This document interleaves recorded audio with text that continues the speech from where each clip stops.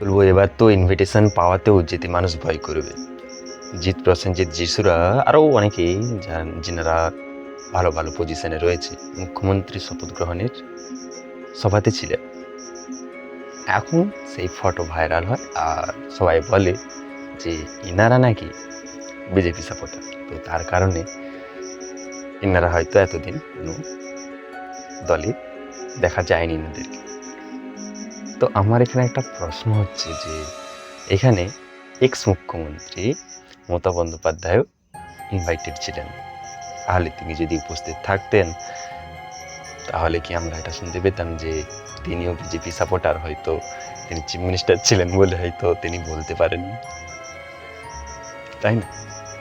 তো কি বলবো আর কি, মানুষ ইনভাইটেড ছিল সেখানে, সেটাকে নিয়ে এটা বলা ঠিক নয়। সেখানে সবাইকার যাওয়ার অধিকার আছে, তাই না?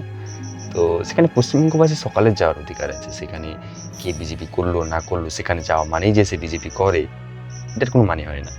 তো যেহেতু তিনারা ইনভাইটেড ছিলেন, তিনারা গিয়েছেন, ব্যাস এটাই।